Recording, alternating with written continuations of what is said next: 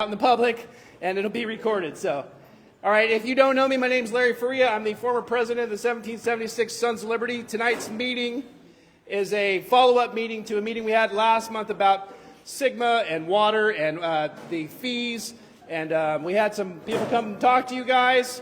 So we're going to have a follow-up to that meeting. We'll have an opportunity to talk, opportunity to do question and answer session. During the question and answer session, make sure that you are on a mic so that everybody watching the live feed can hear what your question was. And without further ado, Mr. Gillcrease, if you want to introduce yourself and then go ahead and get started. Okay, we'll see how this works here. Can you guys hear me? All right. So thanks for letting me come see you guys today. As he had mentioned, we had a meeting here, I don't know, about a month ago, I think, kind of right after the fees came out, the pumping fees, the acreage assessment. It was a pretty testy meeting, I'd say, pretty full. But some things have kind of changed since then, and I thought that I'd come to you as a member of Farm Bureau and let you know what has changed and kind of how we're going to play a part in that. So I'll start off with this, though. Your guys' little things you make that have like the flyers, they make their way everywhere. And my the school director saw me today. He says, "Hey, what's your speaking fee?" I said, "Hey, man, I really wish you couldn't afford me, but you can." And so we kind of left that as a joke and moved on. But I thought I'd say it moved around quite a bit because I got my fair share of jokes and chides and things like that. But anyways, my name is Garrett. I'm the vice president of the Kings County Farm Bureau. We've been in this county for a long time, and we're going to start taking a position on SGMA that we think is pretty hard and heavy for you guys here in the Valley. And that was the main reason for me showing up here, is to let you know what we're going to do, what the steps are, what we've done, and where we're going to go from here. So that's more or less how it is. How I operate, though, you got a question, raise your hand right away. We can handle it right then and there. So I don't have a whole lot to go through really tonight. It might be a fairly short meeting or a long meeting, depending on how much you guys want to talk about. But I figure I'd just jump into it and we can kind of go through this here. So how many of you know we're on probation?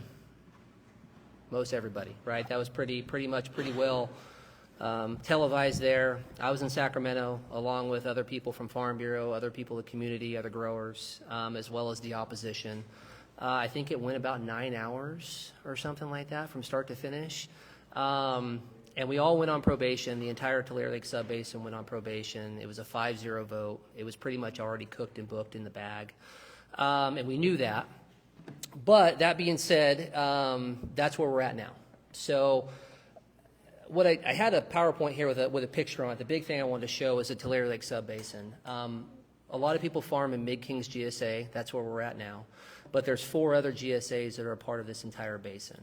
There's South Fort Kings, which goes all the way over to 41, all the way by the air base and south. There's Southwest Kings GSA, which goes down to I-5 and then down towards the lake bottom. There's El Rico, which is basically Boswell and the lake bottom. And then there's the Tri-County Water Authority, which is a little small part of the basin down the corner. One of the misconceptions we had is a lot of people in other GSAs, Southwest Kings, for example, or South Fort Kings, they kind of thought probation didn't matter to them, or it was a Mid-Kings River GSA thing only. I hope you all know now that the entire basin, all of those areas I mentioned, are under probation with the State Water Board. So what that means is that as of July 15th, they want you to register every well that you have that is above 2 acre feet, meaning no house wells. But anything, whether it's a small 4-inch casing well all the way up to a large 16-inch casing well, needs to be registered with the State Water Board. And they want $300 per well to do that. So if you're not a very sizable operation, you can basically do the math, and those fees can be exorbitant on their own in just the $300 acre fee or $300 per well fee. The other component of that is they want $20 per acre foot that you pull out of the ground. So how are they going to measure that? They want every single well that I mentioned to have a meter on it as well. Now those meters can be anywhere from $1,000 to a couple $1,000s. So this is getting expensive quickly just on the state side of things, probation side of things, right? I think everyone kind of knew what this was going on, but this is only state fees. Understand that. This is not local fees that are coming out of your pocket. The big issue that we had with that, and I'll get into what Farm Bureau did, but we wanted to have an option for people that didn't want to use meters to be able to use ET data, Land IQ specifically. We were able to get that accomplished at the state level, and they will accept that. So if you're looking at this as I've got $30,000 in meters I got to put on because I've got 15 wells on my property or something like that, you can go that other way. But I'll get into how we did that before. But on the state side of things, it's going to get fairly expensive fairly quickly. Now, one thing I got to mention, though, is that there are no restrictions with the state side of things yet, okay? So there has been talks of restrictions at the local GSA level, but at the state, there are no restrictions yet. The probation period lasts for at least a year. And during that year, they want you to deliver data to them via meters, via pumping, via all that kind of stuff to them. And then after that, they will then determine if they need to start cracking down and reducing the amount of pumping. So again, but right now, it's just a dollar value, not a volume requirement. So everybody good on that? Now at the hearing, there were a couple interesting things that came out of this too. There was a whole public comment period that we had. Some of the interesting things were, when you look at the basin, I mentioned Tri-County Water Authority, El Rico, Southwest Kings. They all kind of had a very similar view on things, that they are what they call in compliance and that they should not be subject to probation. We had South Fork Kings and Mid Kings saying, we have a plan, please delay probation. But what you have are two polar opposites of things there within the basin wide. You got the south part of the group saying we are compliant, we shouldn't be part of this. The north part saying we're trying to be part of it. And what that means is that this entire basin is in flux or in turmoil, I'd say. And that was really one of the accelerators to getting the whole basin put on probation, if that makes sense. So that was something that came out of this, that we don't have really basin-wide congruency with everybody, and that's something that we will need to work with if we want to get out of probation and under local control. The other one was Tule Subbasin. If you can look at the subbasin that we're at, I gave that geographically. Directly to the east of the Corcoran or Tulare Lake is the Tule Subbasin. They are the next to go in front of the probation board. So they got their time, I think, in September is when they go in for their time in front of the state. They took time at this one, though, to talk about pumping that gets pumped out of the Tule Basin into the Tulare Lake Basin. I only say that because you've got that kind of issue going on as well that's going to be really interesting as we move through this whole thing. You also have people from the Cahuilla Subbasin. Now, the Cahuilla Subbasin is basically Visalia area, right, just to the east of us down 198. They were actually very supportive of us getting out of probation and being on the same plane as them. That didn't really help anything, though, but you can see that the basins are taking sides as we go through all this. The last one was Westlands, directly to the west of us. They called in and wrote in support of probation. I saw some people just shake their heads when I mentioned that. But what we're getting at here is that we have not only a basin problem with all of our local GSAs, this is going to be a problem that goes into other basins as well that are adjacent to us. Because the concern is that water flows under the feet, it goes this way, it goes that way, it goes from the east, it might go from the west. There's a lot of concern about that and how that's going to work out. But I know one thing, and one thing is this, is that it's going to get interesting in the next 5 to 10 to 15 years. And so know that going forward when I go to this next step of what we're talking about. So what's next? I mentioned that probation is at least a year, where we have those fees of $20 an acre foot, $300 per well per year. As of now, while the state is gathering data and understanding where we're going to move from here, all the while, the local GSAs need to keep putting together a plan to try and get out of state control and get back to DWR. Now, what that means, the local GSA plan, tomorrow we have our first 218 election in the Mid-Kings River GSA. That's kind of why I asked to come speak to you guys tonight, because it's kind of a last-ditch effort. Is if you have any APN numbers, any protest forms you have not filled out, please get those done if you want to tomorrow and get that to that meeting so these can be counted and voted. If no plan for a GSA or a basin is approved, let's just say we cannot get a plan approved for the entire basin or a GSA, the state will enact an interim plan. Have you guys heard of interim plan before? Have you heard that term? No? So the interim plan is basically the next step of probation. So if the local GSAs do not get a plan together that the state water board accepts and says this is going to work for us, you can take this and run with it, they will step in with an interim plan, and that is basically total state control. We don't want that. I'll tell you that right now. That is not good at all. If you watch that hearing in Sacramento, half that board, I think, wanted to vote before people even walked in the door. The other half was really good at putting on a poker face and like they were really listening to us, but it was already in the bag for 5-0 on probation. The best thing we can do is get out of state water board control.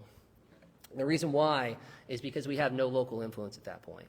And the other reason why is in talking with state board members that we have over the past couple months, they feel like if they have to do all the data collection, they will set pumping at 0 or near 0 immediately once they step in with their interim plan. Where right now, the Mid-Kings GSA plan allows you to pump 3 acre-feet in the B zone or the middle zone, 2 acre-feet underneath the Corcoran clay, and half to maybe more in that A zone, 0 to 75 feet water. So what we have at local control is flexibility at that point. I see some of you sitting in here, some of you farm in Westlands, some of you farm in the local Tulare Basin, some of you farm in Kauai as well. And what you know in both of those basins, that having local control is good because you can go to someone locally, make a case, and figure something out. At the state, it's really hard to do. Brad? Just a second, Brad.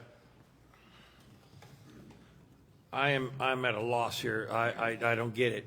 Yep. With all the data from all of my meters over the years, I have come up, I'm putting in 2.8 acre feet in to 1 acre foot out. Where do we get credit for recharge?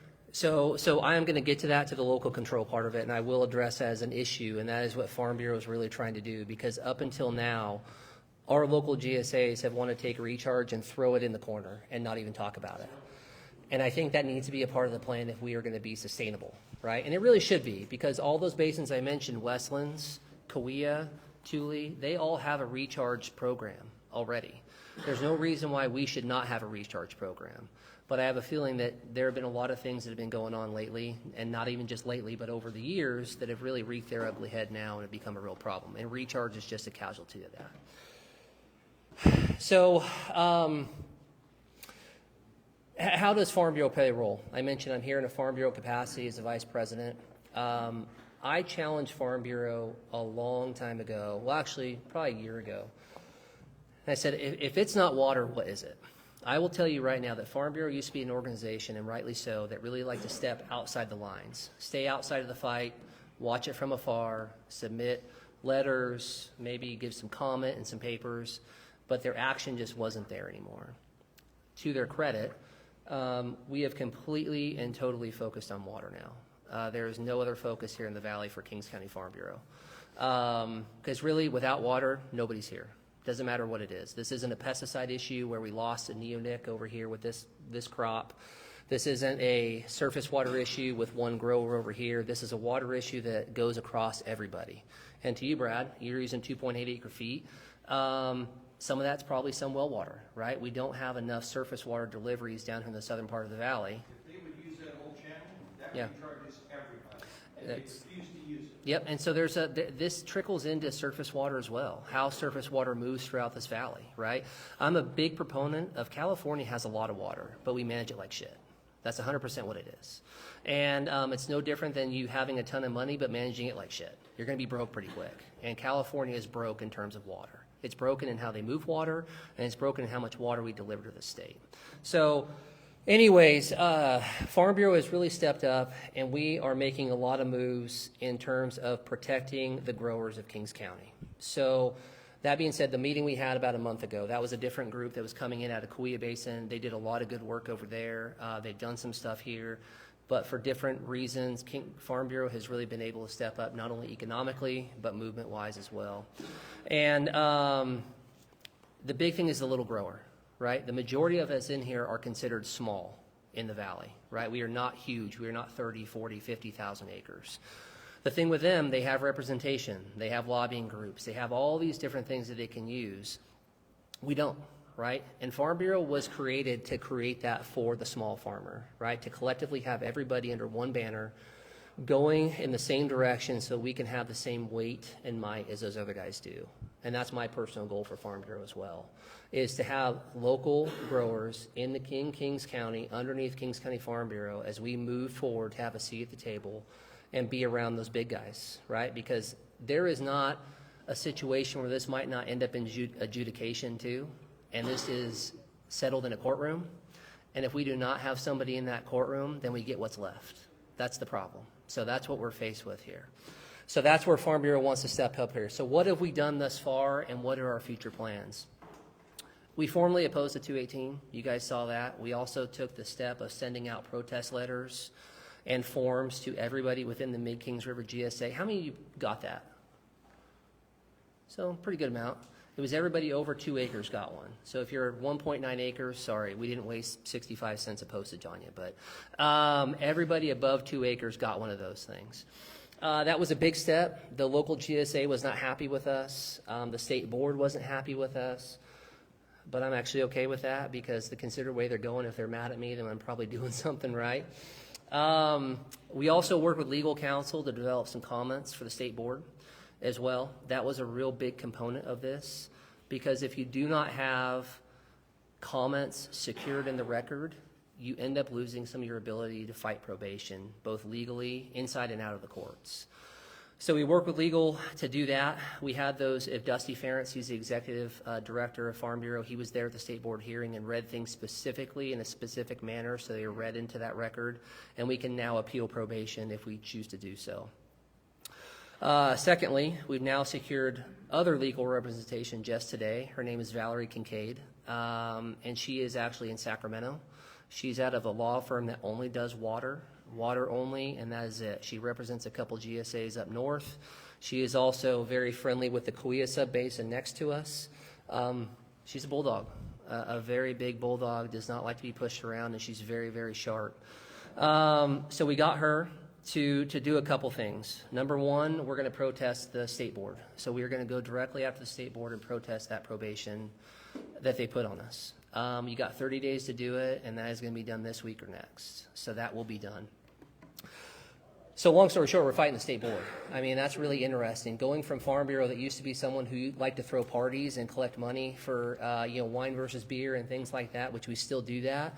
We're actually putting that money to work, which is really exciting.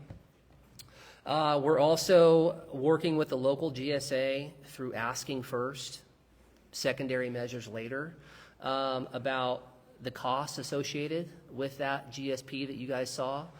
One of the big problems is it was $100,000 to drill a domestic well. It was so many thousands of dollars for this. It was a lot of a pencil cost $50 type stuff with the government, right? And the big reason is they didn't have a grower technical committee. Within their GSP and the JPA that they have, or Joint Powers Agreement, they were supposed to have a grower committee started within 120 days of that GSA being created. And that was created in 2017. They still haven't had one. It's come up of we need to have one immediately, and we get things like we don't think we need one. Or we don't have the staff for it. So Farm Bureau said we'll staff it. It doesn't get taken up on it. So we are pushing very hard to have that done.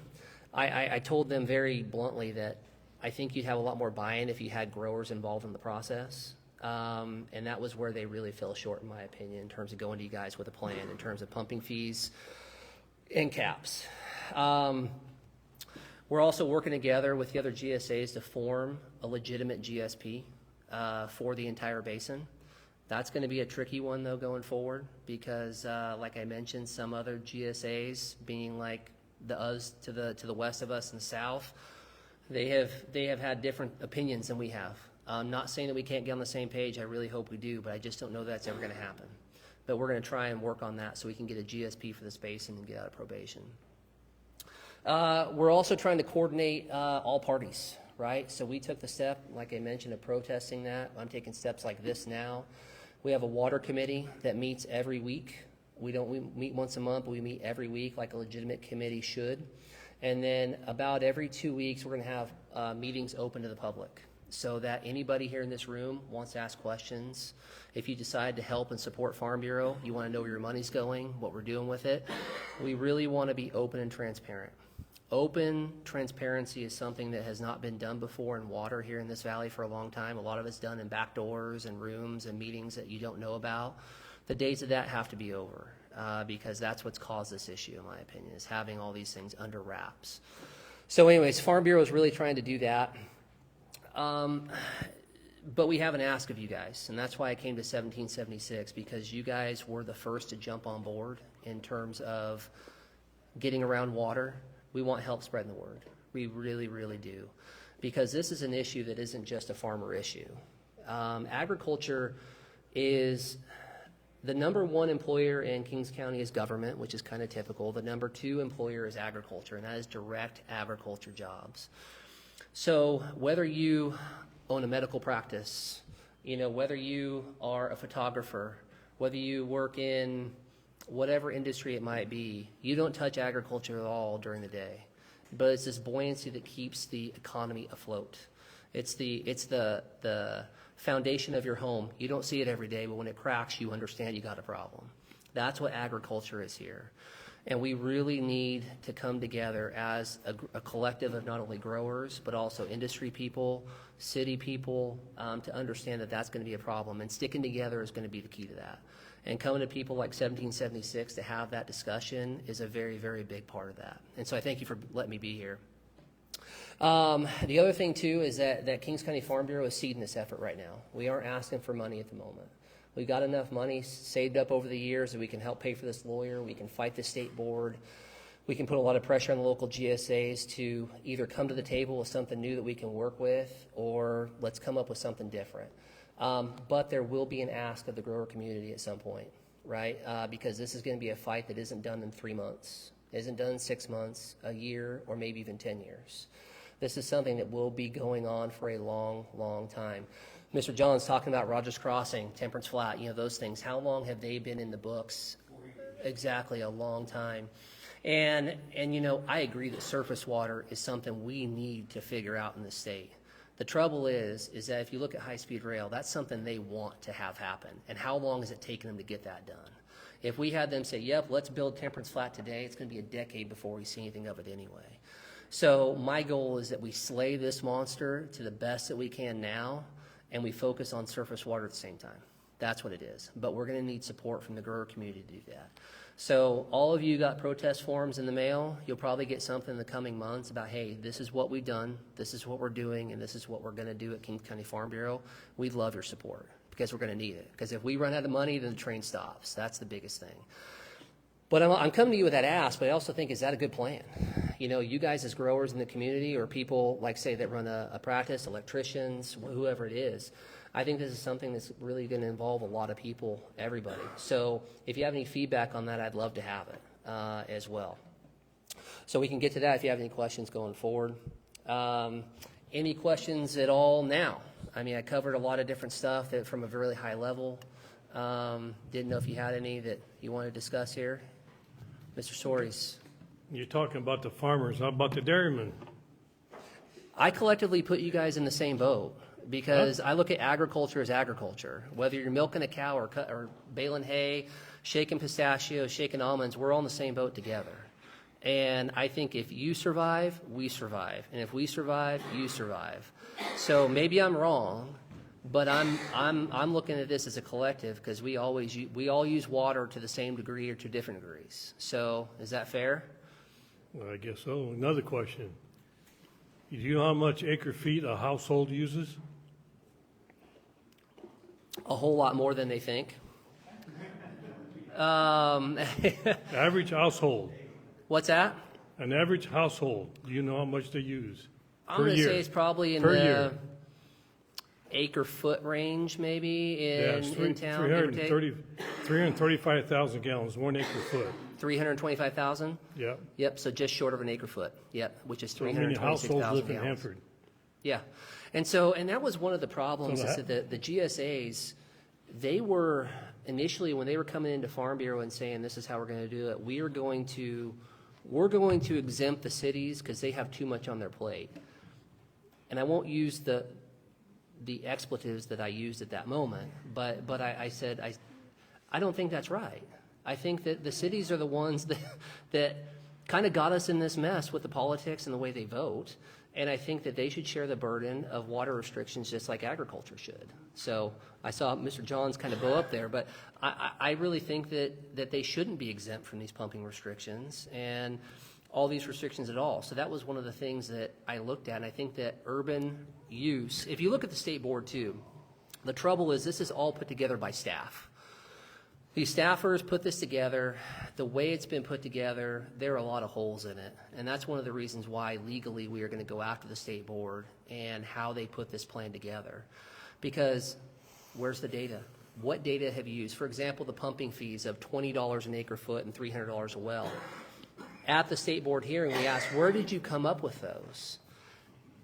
And in a state board hearing, they used the word, well, that's our best guesstimate. Guesstimate. Not our best guess, not based on these data points, this is where we should be. This is our best guesstimate. And that word guesstimate is a great representation of how shoddy this plan has been put together. And we're of the mindset that if we do not do something, then you just take it. And that's 100%, which is not good. Yeah, Brad? In Kingsburg, this is kind of interesting with CID over there. Yeah.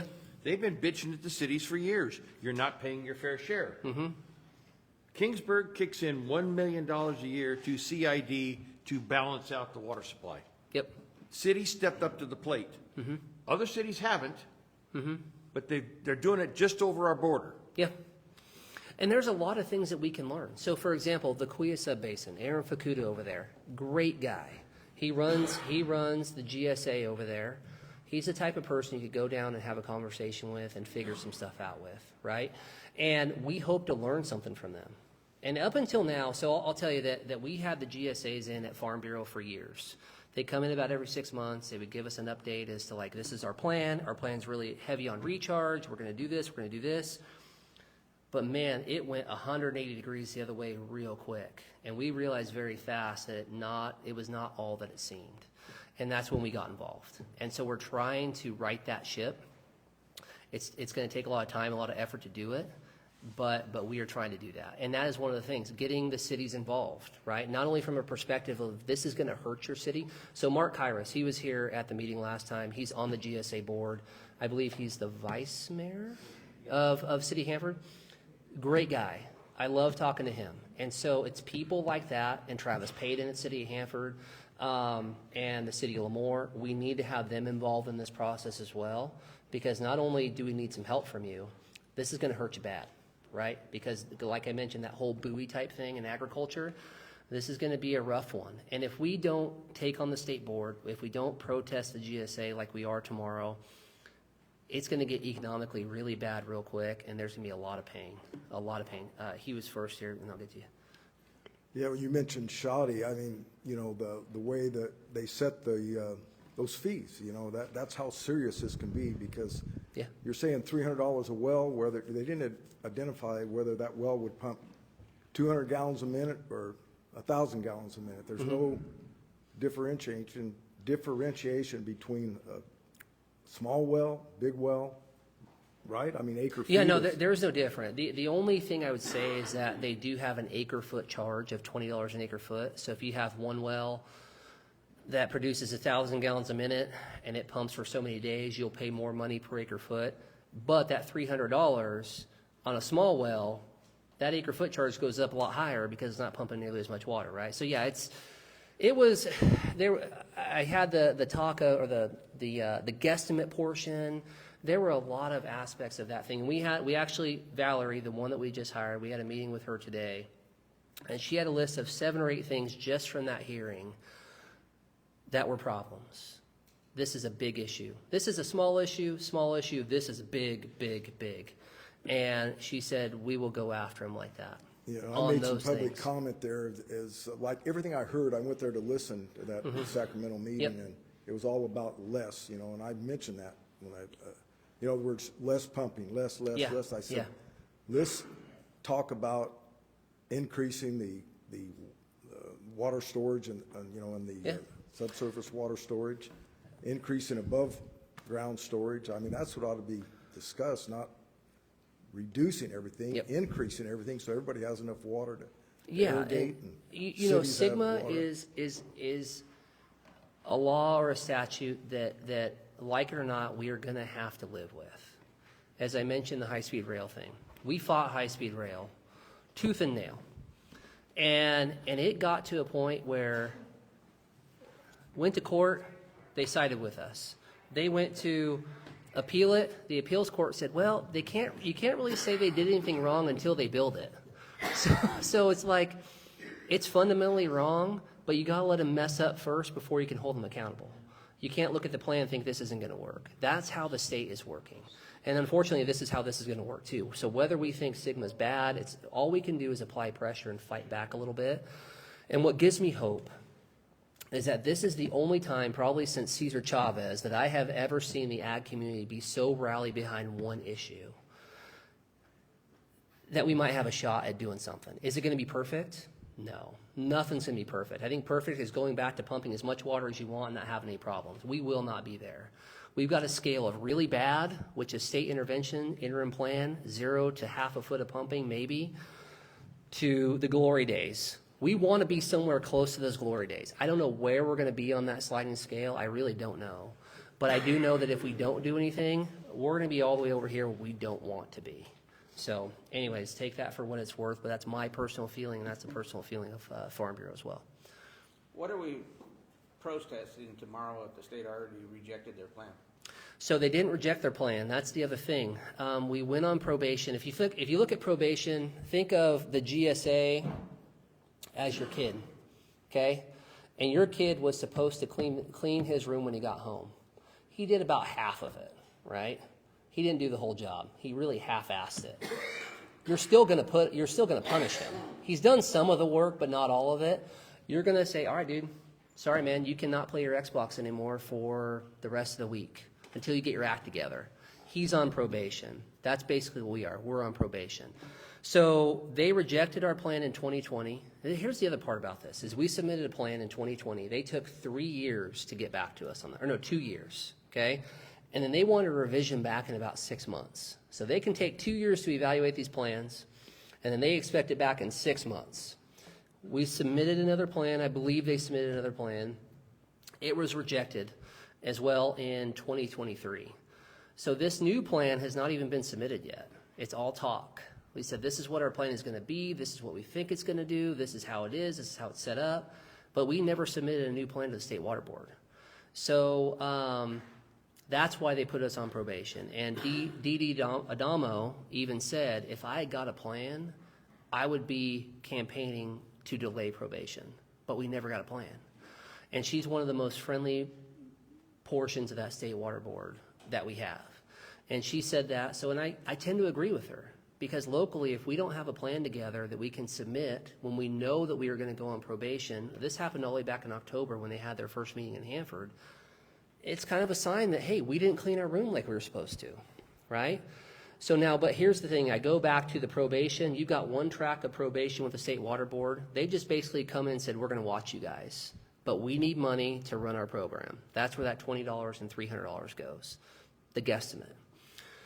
You got the other one, which is local here, right? We have to have a local 218, which is the acreage assessment, and then the pumping fees. Now, we personally don't think that those are correct. They were put together in a vacuum, right? No grower involvement, no stakeholder committee, no technical committee, nothing.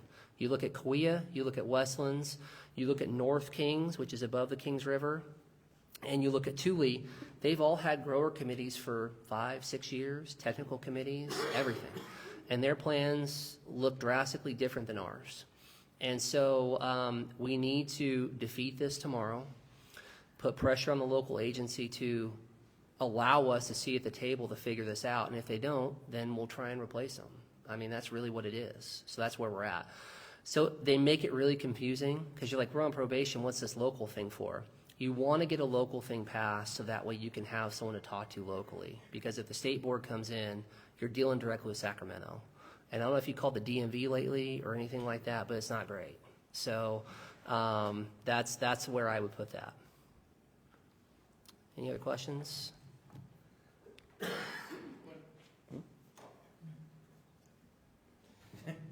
I got some basic questions just so that people that aren't in farming can kind of understand what. So basically, what is the timeline to put these meters in? Let's start with that one.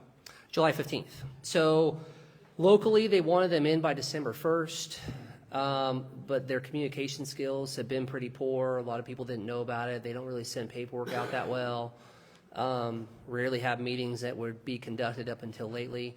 But the state side, by July 15th, they want a meter on every well and you collecting data and report it back to the state board. And what is the penalty for not having your meter in on time? That's the thing we don't know.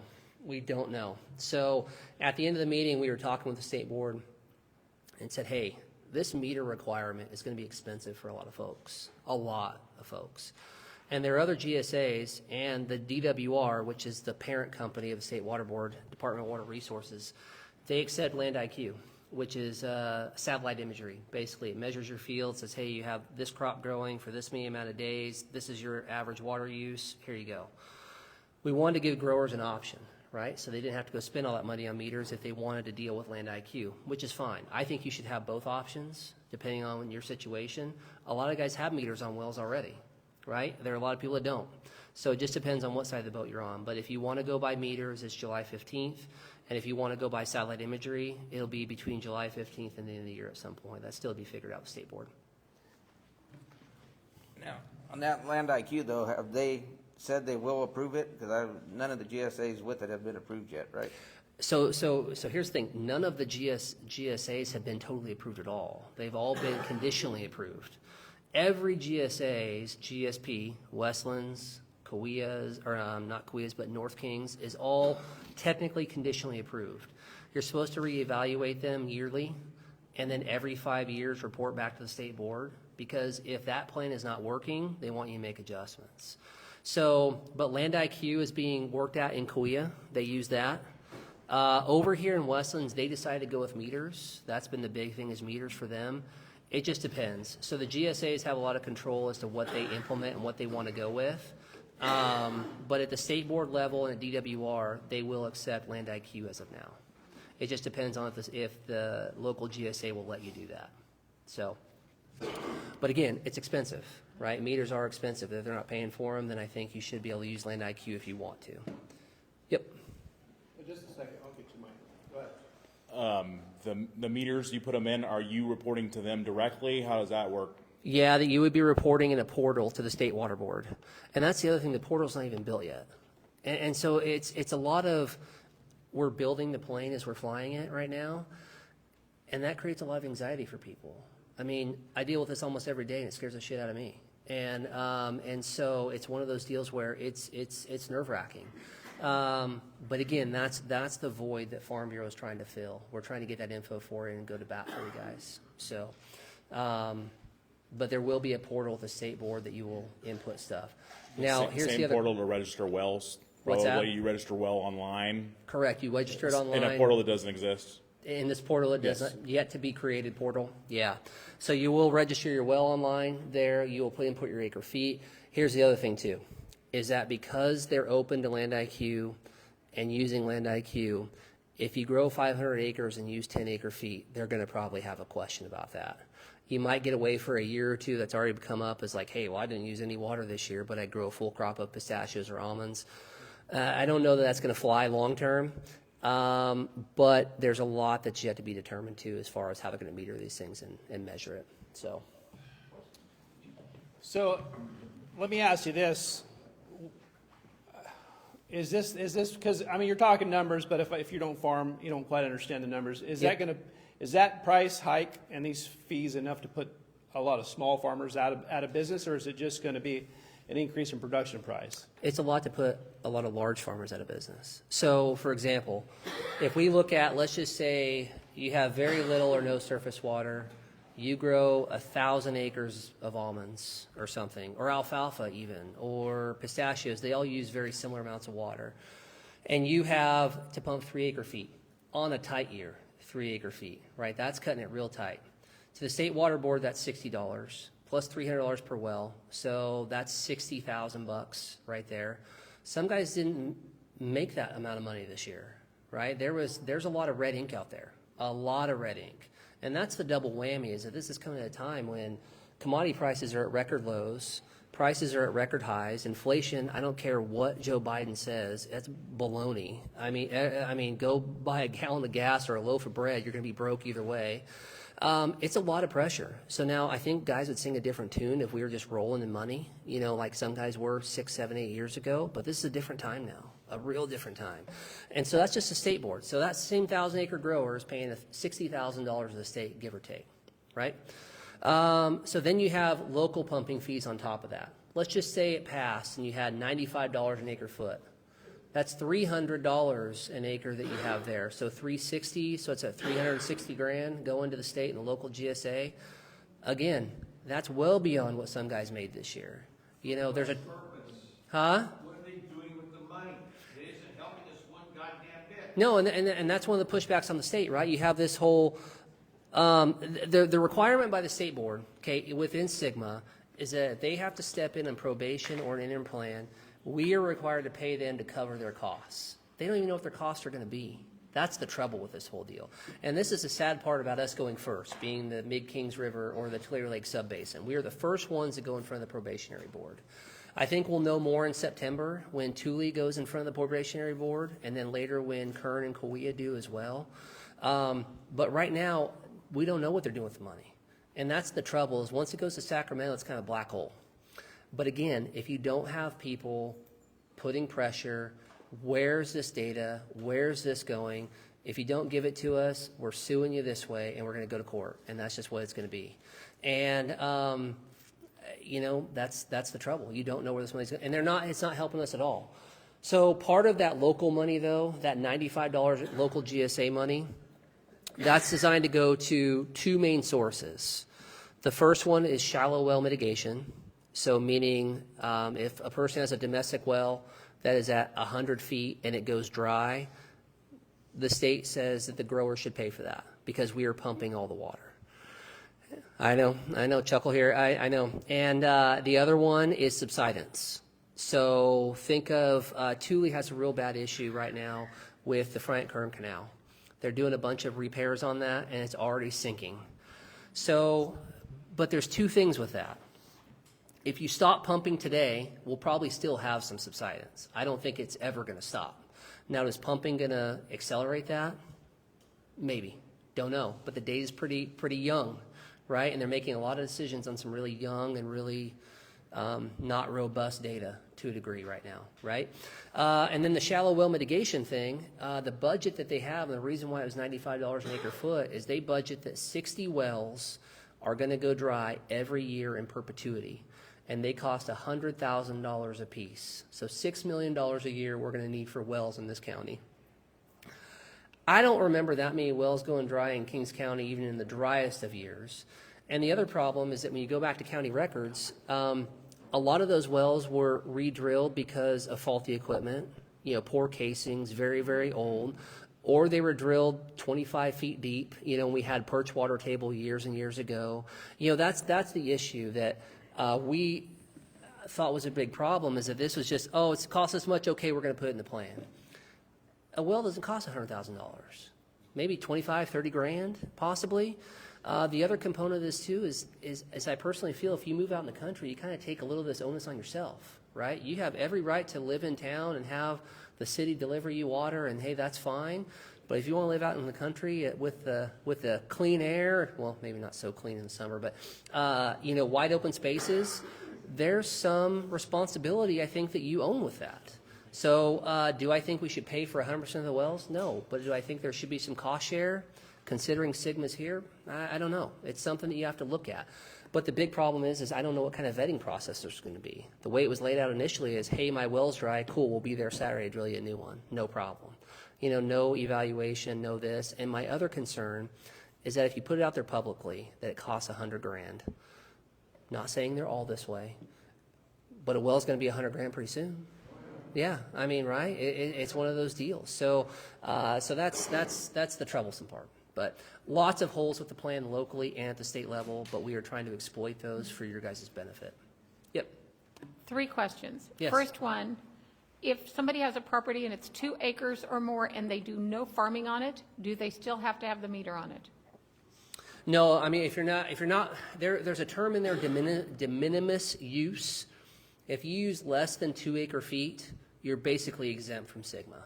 So if Okay. you have 2 acres and just a house well that you're taking a shower with, they don't care about you right now. It's all the big stuff. Number 2. Yep. Okay. Typically, whenever government takes and requires you to take and have something added or have to do it, they end up running short on the equipment. Do they have enough meters to take and cover the demand that there's going to be? Yeah, Or are that we was gonna another run out of concern them? too, is that if widespread meters get installed, it's going to be a real tough thing as far as making that deadline. I know a lot of guys had trouble making the December deadline for the local GSA. The state one's going to be just as bad. As of now, though, it's looking like they're keeping up to a degree, but I also don't know what kind of level of compliance we have yet either. So yeah, that could be a problem, right? And if you can't get a meter, how can you be compliant? And again, Are there go ahead. different qualities of meters? I mean, are there cheaper ones and ones that are a lot more expensive? or- Yeah, there is a wide range of meters. Here's the thing, though. It has to be within a certain amount of accuracy, which I want to say is plus or minus 5%. So that leaves you with a little bit of meters that you can use. Or maybe it's 0.5%. But anyways, it's got to be a decent quality meter. You're looking at C-metrics, micrometer, that kind of stuff. So not, something you could buy off the shelf somewhere else, right? So- One of the things that concerns me about the meters is whenever the city started, or whenever the government and the city and Edison and all the gas companies and everything started requiring different kinds of smart meters and things like that for people to have, there was so much problem with inaccuracy. Oh, yeah. And overbilling. Is there anything that's going to take and prevent that from happening to our farmers? Oh, no, it will happen. Oh, yeah, it will happen. I mean, there's no illusion in my mind that there's going to be real clunky issues here. The clunky issues are twofold, right? With meters and accuracy. Let's just say you put a meter on and you're pumping it, and all of a sudden you're like, hey, this just is not right. That's something we'll have to figure out. I don't know how we get around that. Because the problem is you have a meter that says X, and you're going to be dealing with either the state, which I paid my wife's tags on her car. I put in the license plate number. The DMV's issue, their system had a problem, said it didn't work right. Guess who had to pay the fee? Me. I did. Not the state. I still had to pay a late fee. They dropped all the fines that were $200 or $300, but I still had to pay $75 more because their system did not work. If that's any inclination of what's going to happen here, the farmer's going to get screwed a little bit. The other problem is land IQ. So when you have something that's rain-fed, cover crop, wheat, something like that, kind of some debate as to what factors in there, right? You might have, like last year, I don't know who really irrigated wheat for a long time when they planted that stuff. We had rain. In fact, we had too much water. But if you look at land IQ, it used 2 acre feet. You must have pumped 2 acre feet. That's a trouble. Another one is like drip irrigated cotton. We can grow drip irrigated Pima cotton on almost half the water as sprinkler or furrow irrigated cotton. But still a cotton crop. They still say, hey, it might take 3 acre feet when really you put 1.5 feet on it. So there's pitfalls with this whole thing in terms of reporting, with satellites, in terms of meters. It's going to be a bumpy road. But that's just more support for having someone's on the grower side, right? That's it. Because if we are all individuals trying to fight this fight, we are going to go down real quick. Divide and conquer. I think that's what the state wants, to be quite honest with you, is they want everyone to scatter. I'm for myself. We're going to do this. And with the meter thing, the satellite thing, there's a lot of times not only for issues in terms of reporting, but there's going to be a lot of opportunity for grower-on-grower conflict too. How are you growing that crop? You can't do that with that much water. That's all the pitfalls that we have. But I will say that if we do not stick together, we will fall very, very quick. Very quick. So, anyways, yep. Yeah, where did $100,000 come in for the domestic well? I don't know where that actually came from, to be quite honest with you. I know one component of that is the well itself. Another component is water service in terms of delivering bottled water to them and everything.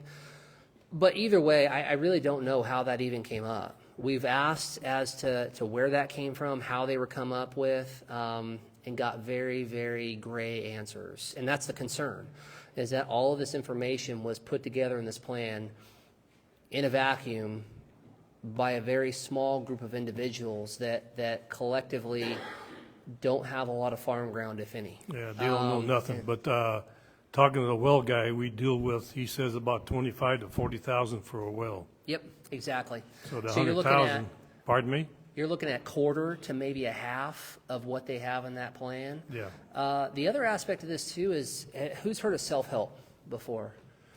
So self-help is another option other GSAs have done as well. And instead of having massive pumping fees up front to build up this massive war chest of money that you may or may not use, they're utilizing self-help as well with these local well drillers to get wells drilled, and if money needs to kick in from the GSA, then it does.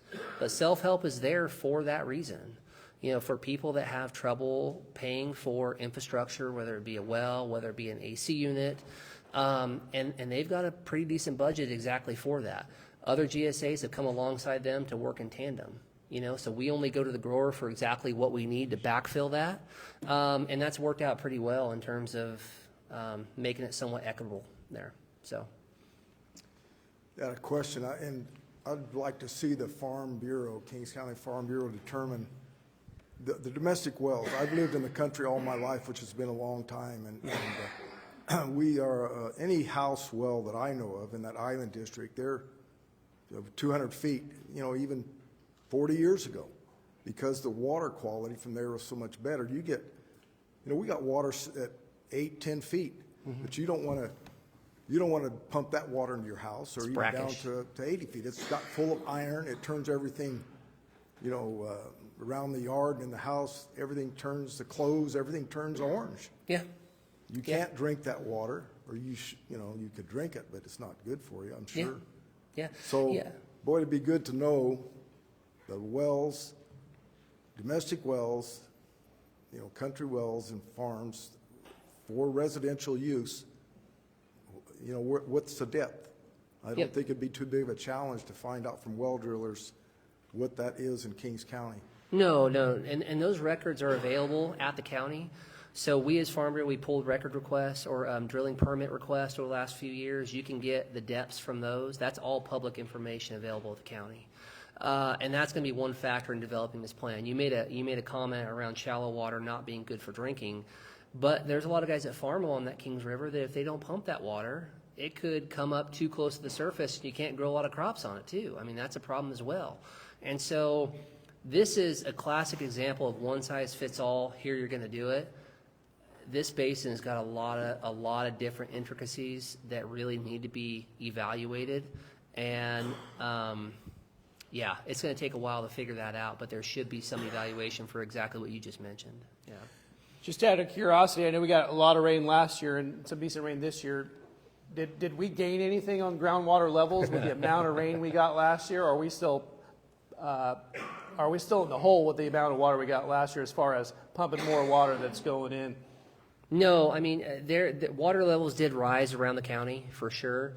Again, getting that data from the local GSA has been tough. We're hoping to change that going forward. But I will say one thing though, and Brad, you mentioned it before, is groundwater recharge. That has got to be a part of this plan. Because while I would love to have a dam on every single river coming down the hills, we probably won't get it in your lifetime or mine or my kid's lifetime. That's just the unfortunate fact about it. But groundwater recharge is something we can all do, right? And last year was a great example of an opportunity missed.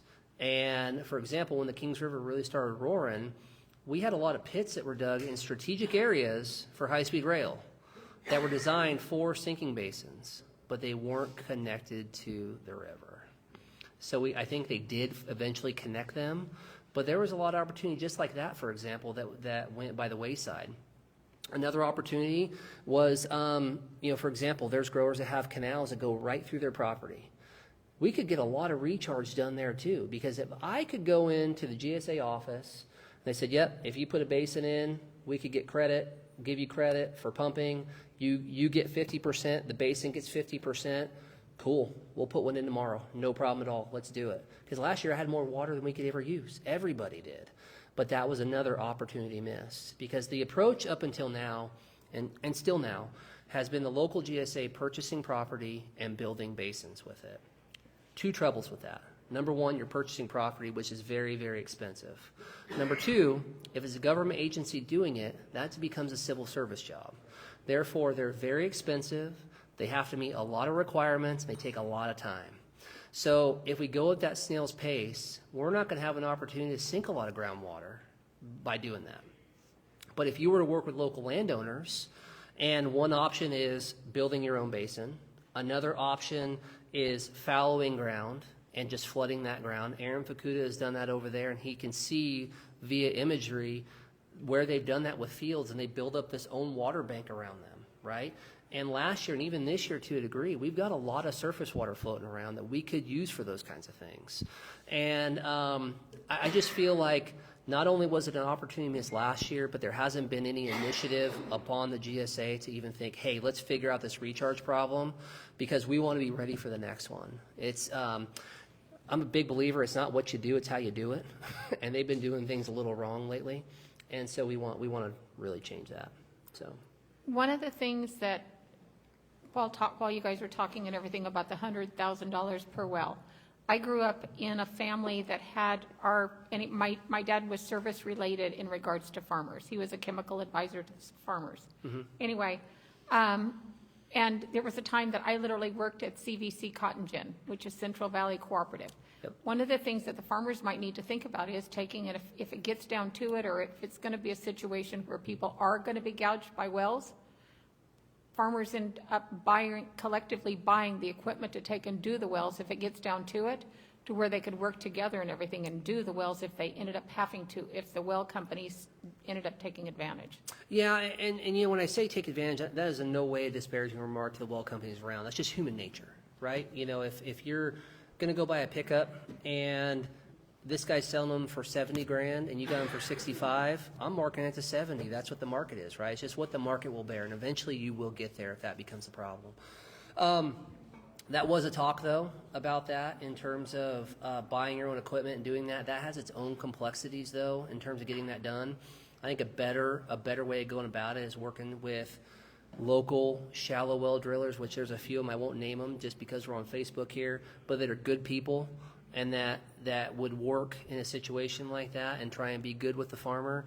But the problem is that if you leave it open and you have $100,000 in there, it's going to be a problem. A better solution would be a 3-bid process. You get 3 bids, you go with the middle one, and you move on, right? You don't go with the cheapest guy, you don't go with the highest guy, you go with the middle one, and that keeps things very consistent. It keeps it fair and keeps everybody honest.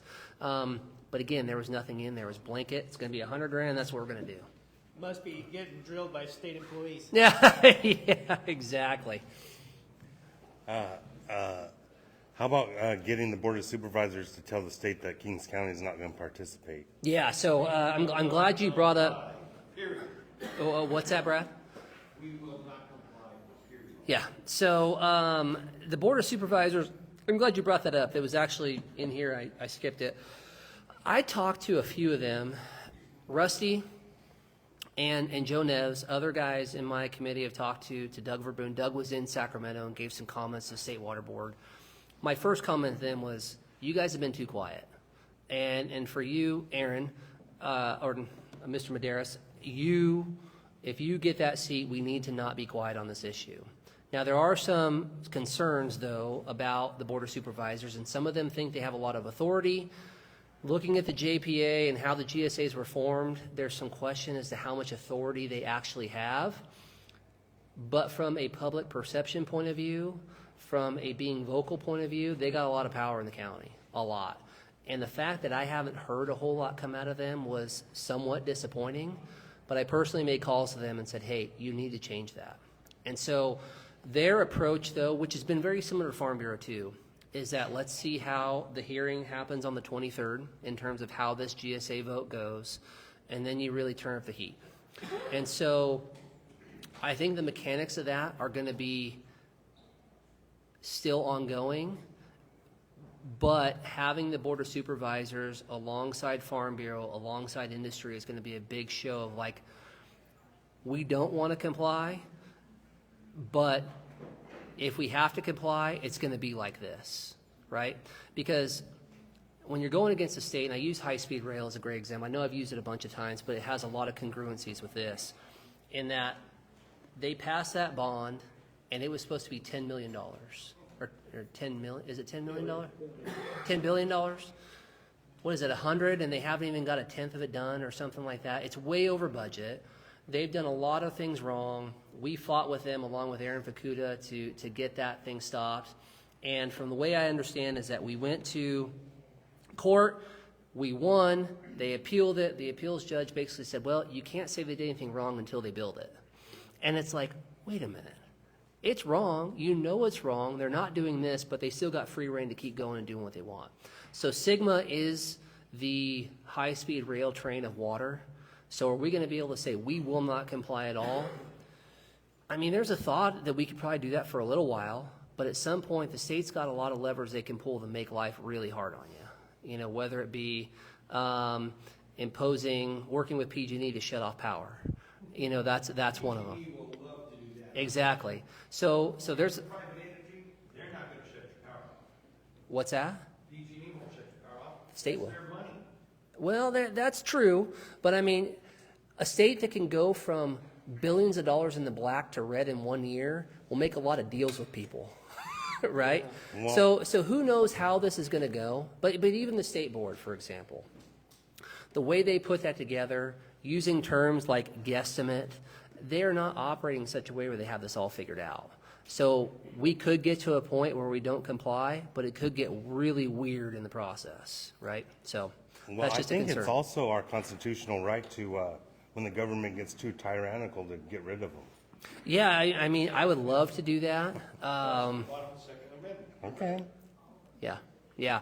And so I will not sit up here and say that I profess that I am a constitutional scholar, a legal scholar, but what I am is smart enough to surround myself with people that know that better than I do. And so we're taking the first step to do that. And so that is something that we will look at going forward, I'm sure. We had discussions about something that was in that very similar vein earlier today with our legal counsel. And the goal is to have you guys updated as much as you want every 2 weeks at the Kings County Farm Bureau. We'd love to have you there so you can hear and get an update of what we're doing. So, Coming at you. Hi. So does this, and I'm not real good at with this, all of that's going on, but will this affect private or small water districts? So you keep mentioning Thule because I have clients with them, but I have a client that has a private water group, you know, up in the mountains. So I mean, I'm just wondering how this is going to affect them. They're pulling up water. yeah. So, And the domino effect, if this is affecting the farmers, and the domino effect on the rest of us around here, and what we can do to support them and saying, going after them. My other thought is, why isn't the state being more accountable and being forced to be accountable with what they're collecting the dollars for? Because there are organizations that the state has tried to take over, oversight, and they can't. They have screwed it up every single time, and they go after the dollars only. So they're not really for compliance. And then can the meters be compromised? yeah, so I'll hit on the first one for it. No. The first one is small water districts. The goal of SGMA is to protect the small water user. Well, I'd say that's the first goal. That's the main goal they have, at least on paper. The first goal is to protect the people that live in the country, that have wells going dry, and they also say that subsidence is not our problem. The growers need to pay for it. That's a long and short of it, right? So it's very grower focused. So if these people that you're dealing with have a small water district and it is mainly urban use, that kind of stuff, my guess is they would probably fall outside the purview of SGMA, at least as of now. That's a guess, but that's probably what I would look at. The second part of your question was government and money. Who likes Ronald Reagan here? I'd say probably most anybody, right? So he had a good saying. He said, you never want to hear, I'm from the government and I'm here to help. Yeah, this is a great example of that. Because you're right. They are very good at saying, pay us this money, but there's not a lot to back it up. And saying, hey, this is what we're going to do with it. Their clause is, we have to pay for our services. Well, what kind of services are you going to have? GSAs already have plans that are implemented for shallow well domestic mitigation, And they have money stacked up that they haven't ran through in a couple years already because they overestimated how much money it was going to take to run their plan. The state's probably no different. The trouble is that money doesn't stay in the account that you can see. It goes off to Sacramento and pays for God knows what else, right? So they will mess it up. They will not run it correctly. They will cause a lot of pain and suffering for the grower community as well as the people that live and work in the city of Hanford, Stratford, Lemoore, Visalia. Everybody in the South Valley is going to feel this one way or another. And like I mentioned before, whether it's people coming to your clinic, whether it's people coming and using you for tax advice, whether catering, whatever it may be, you're going to feel it. You're going to feel it, and it's going to be ugly. I think since, we brought up Board of Supervisors, Kings County Board of Supervisors, we happen to have a candidate, Adam Medeiros, here. I'd like to get his thought on, those comments you made and what his ideas are. Well, Garrett, thank you very much for being here for one, but I do want to make sure everybody knows that, I'm with Mr. Johns here, and no, we will not comply. I mean, we need to stand up. What we're looking at now is not necessarily something that we can do, but really have the regret of what we didn't do 10 years ago.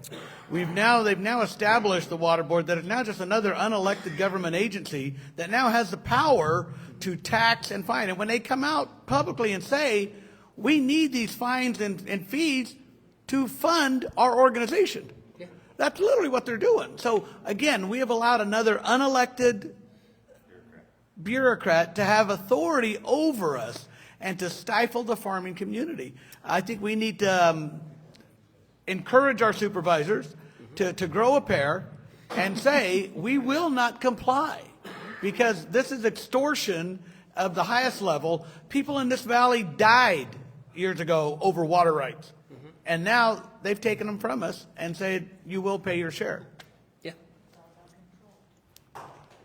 So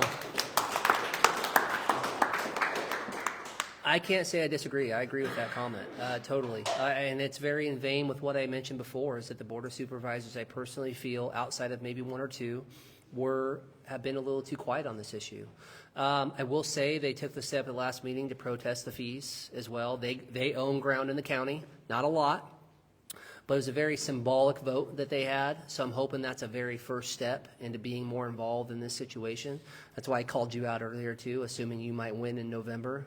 So anyways, but I think that you mentioned 10 years ago, and that's exactly right, and that's why we're in this situation, is that 10 years ago, as of 2014, SGMA was passed.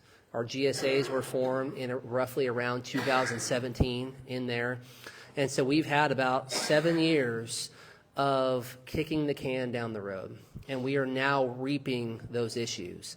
And you know, I want to address one thing, and I think that growers are somewhat culpable for that, because you take things at face value and think, hey, everything's great, no problem, it's all good.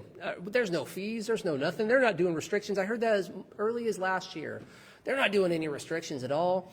And you know, like I mentioned, some didn't even know that the entire basin encountered a lot of Stratford and things like that, right? That's a lot of new things, and I get that. Trouble is that we are good at farming and not going to meetings and understanding that stuff. But the other part of this too is our local agencies. You put people in those positions and you expect them to work for you. That hasn't been happening at all locally. The Kings County Water Board should hire a manager that works for the pleasure of the Kings County Water Board, and that board should work at the pleasure of people of Kings County. And it's actually been a little backwards, in my opinion. And so when I talk about us going after the state for probation, when I talk about us working at the local GSA level to get things in order, that's exactly what I mean.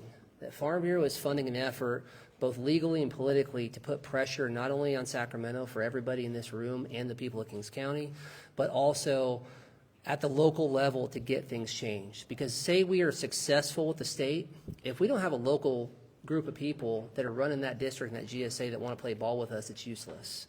Same thing. We can have a local GSA that's doing the great thing, but if they're not working with the state and we get that work out in line, we're in trouble too. So we need both. And that includes people like the Board of Supervisors, that includes the Kings County Water District and the growers of Kings County. So, yep, I agree. You know, as I'm heard Adam just say what he said, it seems like exactly right. You've got 10 kids on a playground playing ball and they're all happy. One bully comes along and grabs the ball and says, you guys, can't play with this anymore. And everybody else just complies and says, oh, we can't play ball anymore.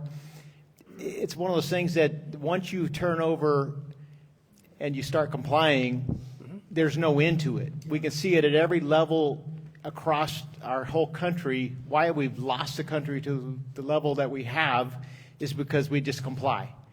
And so I don't proclaim to know I'm a simple man and run a simple business, but last I checked, water does not come from man. Water is a gift from God. Well, I'll challenge you on something. You're not simple, Daryl. I mean, you're not simple. A guy who can start his own church during COVID is not a simple person, so I'll hand you that. But you know, and you're right, complying. The discussion we had today, you got two options. You take probation and say, all right, this is what we got, and we move on. And I personally feel like agriculture has done too much of that, and that's why we're in the position we're in. You give an inch here, an inch here, an inch here, an inch here, and you end up in the corner with nowhere to go. That's where we're at now. Or you gather up every penny out of the cushion you can get, and you sue the state board, and you push them to do things different. You push at the local level, whether it be politically and legally if we have to get something different. Because I would rather fail and try than not do anything, because I feel terrible about it. And talking about this country, I mean, really, it's our nature to fight and say, screw it. I mean, that's how we were kind of generated, right? If not, we have the Union Jack tattooed on our ass. So, I mean, that is the essence of Americans. And that's the essence of agriculture, right? I mean, we do the hard work. I would love to have an office job June, July, and August. It'd be great, but we don't. We're out there. I said June, July, and August, not any other time of the year, Brad. But I mean, we have to unite and fight this. And this is going to come down to a local level too. This is going to be small grower against big grower. And if we do not unite for the small grower, we'll get killed from within as well. This is going to be very dynamic going forward. So I am not going to come up here and tell you guys it's going to be simple, easy, cheap, or fast. But I will tell you is that it's going to be very, very rewarding on an emotional level to do something, even if we do fail. But like I say, I want to try, and I want to have the opportunity to fail rather than quit before we even start. I got Xavier Avila here. He's running for the 33rd Assembly District for California. I'd like to get his take on, put him on the spot and kind of get his take on what his thoughts are on trying to clean this mess up. Thank you, Larry. Yeah, what I think is you're forced to comply. What I notice about us farmers and are mostly conservative, and we comply with everything. You can go football games or parties, we clean our mess up afterwards. We don't know how to protest. We don't do anything like that. But what this is organized destruction, and they're getting us to do it. They're getting us to manage it, and if you comply, and right now you got no choice to comply. But we got in this mess because we waited all this time until it was too late. And I'm running for state assembly because of this valley, because of the farm grant. I've never lived in town. I've lived out in the country my whole life, and I don't have to explain to you how it is to grow up on the farm, how to have your kids grow up on the farm, the values they learn. And what I'm afraid and what I see, I've gone to enough meetings, and there's a group over here saying, oh, those poor guys are in the white lands. Oh, those poor guys over there, they didn't do this. What's going to happen, and I already see it, is farmers are all going to start fighting each other. And that's exactly what the state wants. Well, if they're trying to destroy the valley, that's exactly what's going to happen. Mm-hmm. And so the answer is the blueprint. How many of you know about the blueprint? None of you know about the blueprint. So what are the reasons why they're saying we got to cut back? You have to cut back and do all the things to mitigate everything they're talking about. Why? They pulled surface water. 2 million acre feet will solve this problem. It's going out to more than that, goes out to the ocean. Mm-hmm. That's just a little, 2 million acre feet's just a little bit. So they don't want fish going in the pumps. They don't want them to get chopped up in the pumps, right? That's what the peripheral canal is supposed to do. That's what the tunnel is supposed to do. It's supposed to bring clean water under the delta so none of the sewer water gets in it, no fish, and it goes to the pump. But there's a plan to put tile, a couple hundred acres of tiling where that water seeps into the ground and goes to the pumps with no fish in it. The solutions are there. But we've waited too long to this point where now you start paying the price. So the answer is the blueprint. If I was to get to Sacramento, I'd want to go meet with all the stakeholders, the fish people. I'd say farmers don't want to kill fish. What's killing the fish? And let's figure out how to stop it. We already got the answer. Whatever species, we don't care. If we can keep them out of the pumps, keep them out of the pumps. What else is the problem? Cities dumping sewer water into the delta? Let's figure out how to do that. If us dairymen there's 1.7 million cows in this state, and not 1 ounce of that goes into a river. We can figure out how to keep human waste going into that delta, because that's what's killing the fish, too. So it's a matter of having a plan, and I highly recommend, if anybody here hasn't heard of the blueprint, I'm sure you have. Oh yeah, very familiar with blueprint. That's the plan that we need to put in place. But divide and conquer, if you're not going to comply, then everybody can't comply all at the same time. But one by itself, they make an example of you. Anyway, I could go on all night. Well, no, and that's a good, because the segue of this, when I mentioned being unified, this is covering everybody all at once. You mentioned before, sometimes this group of people has an issue, this group of people has an issue, and it's really easy as a grower to say, well, I'm glad I don't farm there, or I'm glad I don't have that problem. I mean, it's kind of, it's tough, right? This is something that touches everybody. It might be a little different in some areas than others, but this touches everybody in this valley. And it will break into a surface water discussion as well. And that's the hope, is that we can help us survive in Sigma, but it's probably going to roll over into surface water and how that rolls through this valley as well. The blueprint being one of them. Surface deliveries and the way water runs down not only the San Joaquin River, but the Kings River. And that is where this is probably heading, because that is a great example of how you could solve this. If they would deliver more surface water to this area, which they are contracted to do, we wouldn't have this problem. The only thing I have is that blueprint, Rogers Crossing, Temperance Flat. Those are decades in the making of getting that done. We've got to survive under Sigma now so we can live to fight that fight when it comes, or live to fight that fight now and find the end of it, right? So I'm going to give Daniel here the last question, then I got a couple announcements. We'll go out with a prayer. Cool. And, so if you have a little closer, probably after Daniel's question would be time for that. I don't have a question. I just wanted to thank you, Garrett, for coming out and keeping everybody up to date on everything. And we all appreciate what you and the Farm Bureau is doing. yeah, no problem. I'm glad you guys could have me.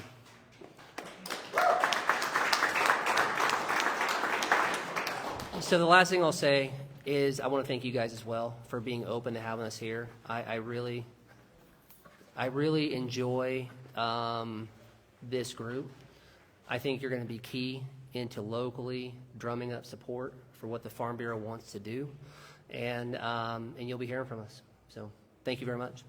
Hey, thanks for coming out again. And then that's what we're here for. We're here to make people aware of what's going on, what they need to vote for, what they need to look out for, what they need to fight and protest. This is our city, our county, our state, our country.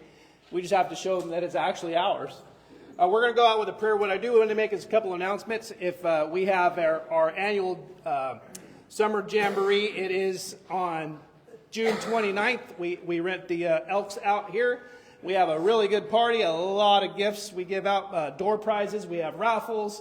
And it's just a good time of a bunch of, people that love country, love God, and love their neighbors, and just want to have a good time. So if you're interested, we're selling tables. The tickets are $50 a piece, tables of 8. We do sell out. So if you're looking at that, let us know. We have tickets available.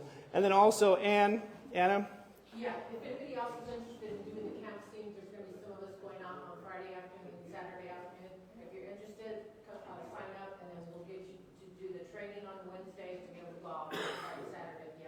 And that canvassing is for our project where we're trying to clean up the voter rolls, right? All right, voter integrity. Okay, so we're working any chance we get. All right, we're going to stand up. Adam will take us out into a prayer. I appreciate everybody coming out. We have a meeting here every Monday night pretty much at 7 o'clock. If it's not, we've been focusing somewhat on water, but it's politics, it's state politics, it's mostly local politics. So if you want to know what's going on in Kings County and Hanford, this is where it gets talked about. All right, so feel free to come out anytime you want. Thank you. Let's bow our heads. Father, I do thank you for who you are. I thank you for your direction and your empowering us to accomplish the things that you have for us to do.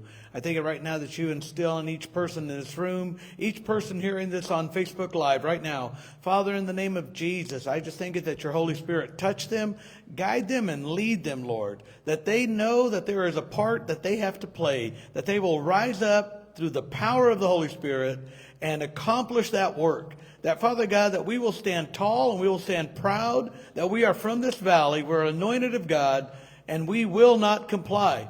Father, in the name of Jesus, we just thank you that you instill in each one the courage to stand up for what is right. In Jesus' name, amen. Amen. Thank you.